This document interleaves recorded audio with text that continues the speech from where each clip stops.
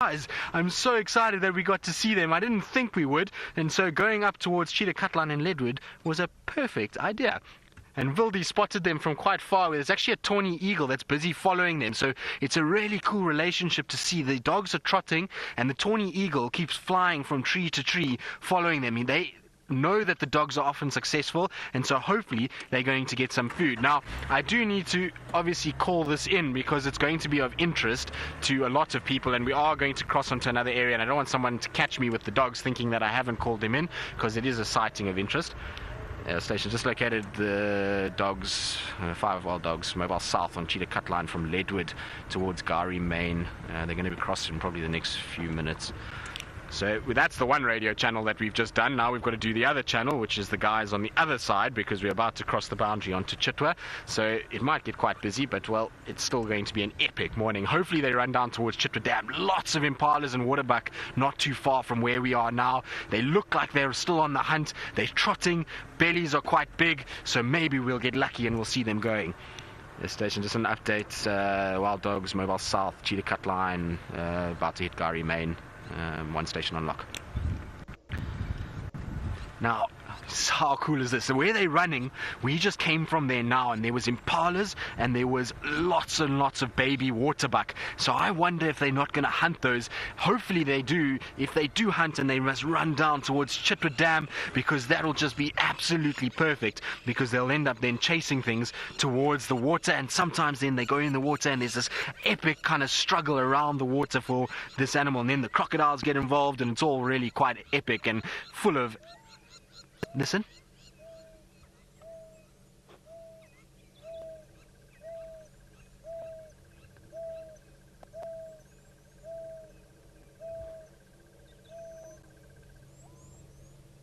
So that is something that is incredibly special that you very seldom hear. It's called a who call, and that's this pack trying to find the rest of the pack. So they're calling, trying to hear where the others are, and it's a seldom heard sound, so that is incredibly special to hear. Now, a lot of people often ask, what do the sound the wild dogs make? That's the sound right there. So they make a who call. They don't bark. They make this much higher pitch sound than a barking sound. But how special is that? To hear that is very cool. It's been a long time since I've heard a wild dog who call. So cool. We're being absolutely spoilt by hearing that. Right, let's get down and just try and catch up with them a little bit, but they are heading straight towards Chitwa. It's obviously going to be interesting, because if they head even remotely to the west, we can't follow them. That goes on to Little Gari. But if they head south, oh no, don't go that way, go south. No, they're going, seems as though they're going to go straight over the road. Yes, go down towards the dam. That's better. So they are heading slowly towards the dam, which is fantastic news. It's also great because our signal there is really strong. So we should be able to keep up with the dogs for quite some time, which is absolutely epic. How cool is this though? Trotting around with wild dogs in the morning is the best way to spend a Sunday morning. Now, they might have a little drink here. There's a bit of water. I don't even know if there is any water left, but let's have a look. They might go and have a bit of a drink. It's not very nice water that they're looking at, but let's check. No, I think they've decided that that's not very good water at all.